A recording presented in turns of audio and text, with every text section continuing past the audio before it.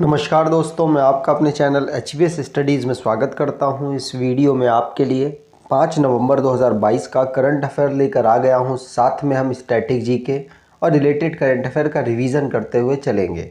अगर आप इस चैनल पर पहली बार आए हो तो चैनल को सब्सक्राइब कर लीजिएगा। वीडियो अच्छी लगे तो वीडियो लाइक करके ज़रूर जाइएगा। लास्ट में आपके लिए क्विज़ रखा है, उस क्विज़ को ज़रूर सॉल्व कीजिएगा। चलिए बात करते हैं लास्ट डे के क्विज़ की। तो लास्ट डे आपसे क्वेश्चन पूछा गया था, Ranjangaon where is the green electronic manufacturing cluster is to be set up in which state. तो आप सभी ने आंसर दिया था महाराष्ट्र में ये सेटअप हुआ है। याद रखिएगा बी ऑप्शन बिल्कुल सही होगा। आज के पहले क्वेश्चन की बात करें तो which state host civil air navigation service organisation air Pacific conference. तो कौन सा राज्य नागरिक वायु नेविगेशन सेवा संगठन एशिया प्रशांत सम्मेलन को आयोजित करता है? आंसर होगा ये गोवा के द्वारा इसको आयोजित किया गया। बी ऑप्शन यहाँ पर बिल्कुल सही होगा। तस्वीर के माध्यम से आप देख सकते हैं, इसमें गोवा में 3 दिन का civil air navigation service organisation conference को 1 से लेकर 3 नवंबर तक ऑर्गेनाइज कराया जाएगा। 3 दिन का ये पूरा डेलीगेशन है, पूरा एग्जीबिशन है। इसमें एशिया पैसिफिक रीजन में किस तरीके से सिविल एयर नेविगेशन को बेहतर किया जाए उस पर यहाँ पर फोकस किया गया है। आगे बात करें तो रिसेंटली में जो भी हमारी स्टेट से रिलेटेड करंट अफेयर बने हैं उनको रिवाइज कर लेते हैं। जैसे छत्तीसगढ़ के रायपुर में national tribal dance festival organise हुआ। उड़ीसा के चीफ मिनिस्टर नवीन पटनायक ने 16 चाइल्ड फ्रेंडली पुलिस स्टेशन को लॉन्च किया। योगी आदित्यनाथ ने ग्रेटर नोएडा में पहला डेटा सेंटर को इनॉग्रेट किया।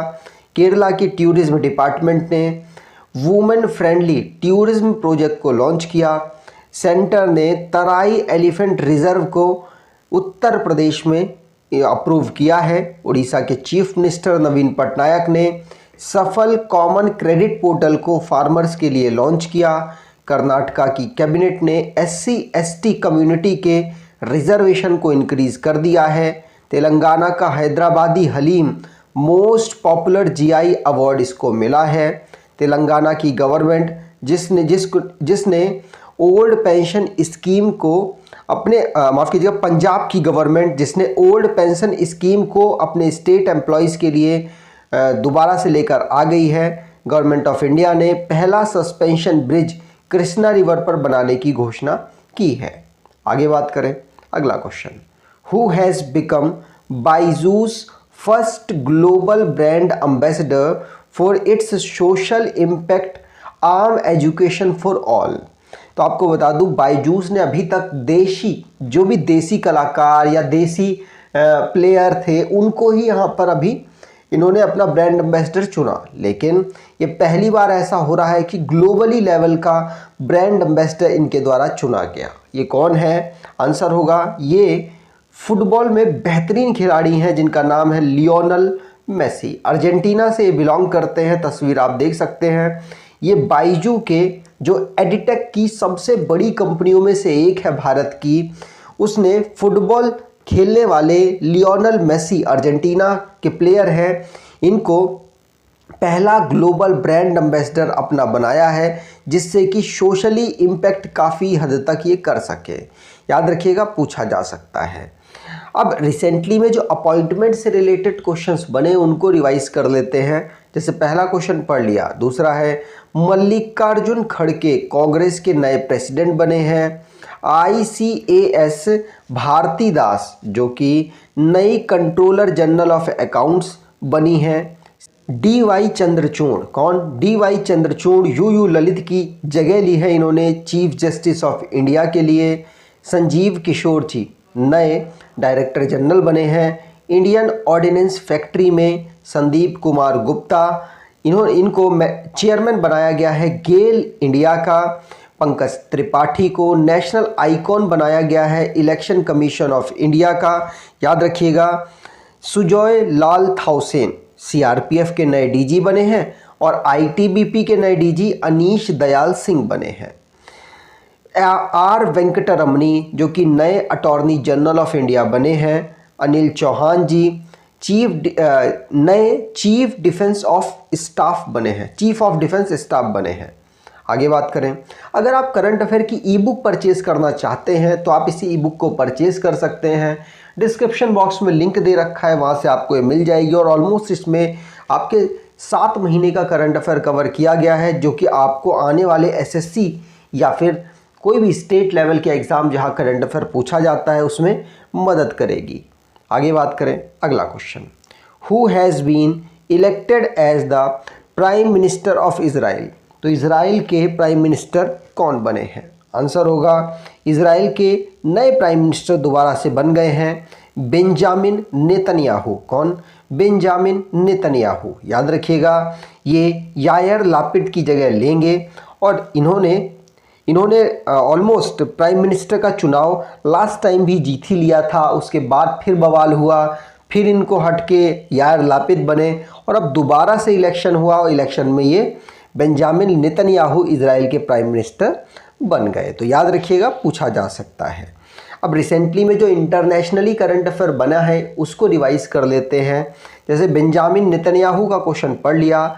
दूसरा, लिज लुइस इनासियो लूला दा सिल्वा, ये बने हैं president of Brazil. Rishi Sunak youngest prime minister बने हैं यूके के। FATF मतलब फाइनेंशियल एक्शन टास्क फोर्स ने म्यांमार को ब्लैक लिस्ट में डाल दिया और पाकिस्तान को ब्लैक लिस्ट से हटा दिया। सऊदी अरेबिया जिसने 2029 की एशियन विंटर गेम की बिड जीत ली है, जो कि वो डेजर्ट में ऑर्गेनाइज कराएगा। मैजेस्टिक हिंदू टेम्पल दुबई में खोला गया। कजाकिस्तान जिसने अपनी कैपिटल नूर सुल्तान से दोबारा अस्ताना कर दी है। 2019 में नूर सुल्तान कर दी गई थी, उसके बाद दोबारा से अब अस्ताना कर दी गई। जॉर्जिया मेलोनी, ये इटली की पहली फीमेल प्राइम मिनिस्टर बनी है। आगे बात करें, अगला question, when is the international day to end impunity for crimes against journalist observed. तो पत्रकारों के खिलाफ अपराधों के लिए दंड से मुक्ति के लिए अंतर्राष्ट्रीय दिवस कब मनाया जाता है?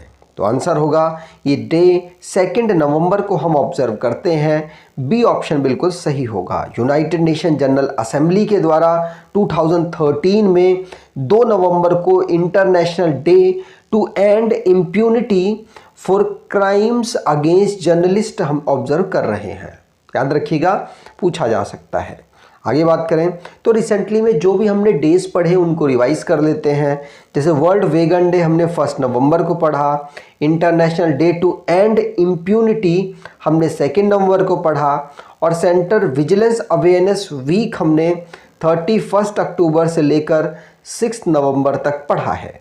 आगे बात करें, अगला question, as per the education ministry performance grading index how many state attain level 2 grading in 2020 and 21। तो 2020 और 21 की जो ग्रेडिंग हुई है उसमें लेवल 2 में कितने स्टेट आते हैं? आंसर होगा लेवल 2 में 7 स्टेट आते हैं। तो यहाँ पर सी ऑप्शन बिल्कुल सही होगा। याद रखिएगा, मिनिस्ट्री ऑफ एजुकेशन जो कि धर्मेंद्र प्रधान जी के द्वारा संभाली जा रही है, उन्होंने परफॉर्मेंस ग्रेडिंग इंडेक्स जारी किया जिसमें स्टेट और यूनियन टेरिटरीज़ को यहाँ शामिल किया गया है। जिसमें से अगर लेवल 2 की बात करें तो लेवल 2 में 7 स्टेट आते हैं। कौन कौन से? केरला, पंजाब, चंडीगढ़, महाराष्ट्र, गुजरात, राजस्थान और आंध्र प्रदेश। याद रखिएगा, पूछा जा सकता है। और लेवल 1 में बाकी स्टेट और यूनियन टेरिटरी आते हैं। ठीक है, चलिए आगे बात करें। Global investor meet invest Karnataka 2022 held in which of the following places.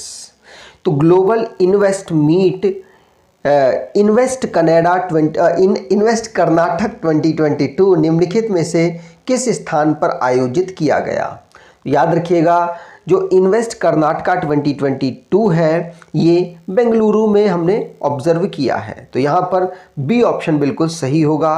प्रधानमंत्री नरेंद्र मोदी जी ने इसे इनॉग्रेट किया था, याद रखिएगा किसे, इन्वेस्ट कर्नाटका को। याद रखिए ये एक प्रकार की मीट है जिसमें वीडियो कॉन्फ्रेंसिंग के जरिए प्रधानमंत्री और बड़े बड़े ऑर्गेनाइजेशन वाले जुड़े हैं। याद रखिएगा इसे 2 नवंबर से लेकर 4 नवंबर तक बेंगलुरु में ऑर्गेनाइज कराया गया। आगे बात करें, कर्नाटका की बात हुई है तो कर्नाटका को रिवाइज कर लेते हैं। फॉर्मेशन कर्नाटका का 1 मई 1956 को हुआ। कैपिटल बेंगलुरु है। डिस्ट्रिक्ट 31 है। गवर्नर थावरचंद गहलोत हैं। Chief minister Basavaraj S Bommai है। लेजिस्लेचर बाइकैमरल है जहाँ की काउंसिल में 75 सीट्स, असेंबली में 224 सीट आती हैं। राज्यसभा में 12 सीट और लोकसभा में 28 सीट यहाँ से आती हैं। नेशनल पार्क की बात करें तो Anshi national park, Bandipur national park, Bannerghatta national park, Kudremukh national park, Nagarhole Rajiv Gandhi national park यहाँ के नेशनल पार्क हैं। अगर मैप पर देखें तो कर्नाटका बाइकैमरल बनाने वाला एक स्टेट है। भारत के टोटल 6 राज्य ऐसे हैं जो बाइकैमरल मतलब स्टेट में लोअर और अपर सभा रखते हैं, मतलब विधान और लोकसभा रखते हैं। अब 6 कौन कौन से हैं तो उत्तर प्रदेश, बिहार, महाराष्ट्र, माफ़ कीजिएगा, महाराष्ट्र, तेलंगाना, आंध्र प्रदेश और कर्नाटका, ये 6 राज्य हैं। कर्नाटका के पड़ोसी राज्यों की बात करें तो पड़ोसी राज्य हैं केरल, तमिलनाडु, आंध्र प्रदेश, तेलंगाना, महाराष्ट्र और गोवा। याद रखिएगा, पूछा जा सकता है। अगला question, which French author releases new book nuclearization of Asia. तो एशिया का परमाणुकरण, इस बुक को किसके द्वारा लॉन्च किया गया, किसके द्वारा लिखा गया। आंसर होगा इसको रेने नाबा के द्वारा लिखा गया है। किसके, रेने नाबा के द्वारा लिखा गया। तस्वीर आप देख सकते हैं। इन्होंने डे ला न्यूक्लियराइजेशन डी आई एशिया लिखा है। ये फ्रांस में मैंने बताया है, इंग्लिश में इसको कहेंगे न्यूक्लियराइजेशन ऑफ एशिया, जिसको रेने नाबा के द्वारा लिखा गया। फ्रांस के ये ऑथर हैं।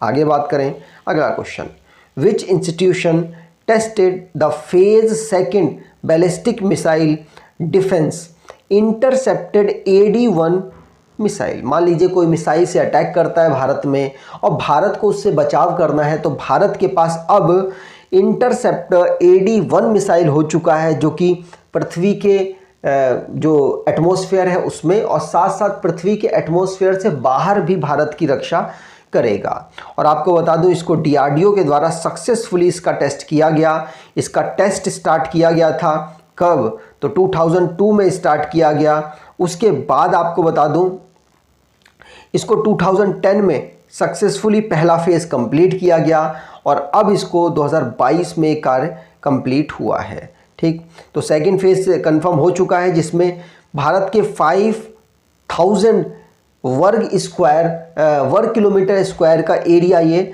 अब कवर करेगा। भारत को सेफ रखने की कोशिश करेगा। कोई भी अटैक आता है मिसाइल के थ्रू या किसी और हथियार के थ्रू, तो ये मैनेज कर लेगा उसे और आराम से उसे तहस नहस कर देगा।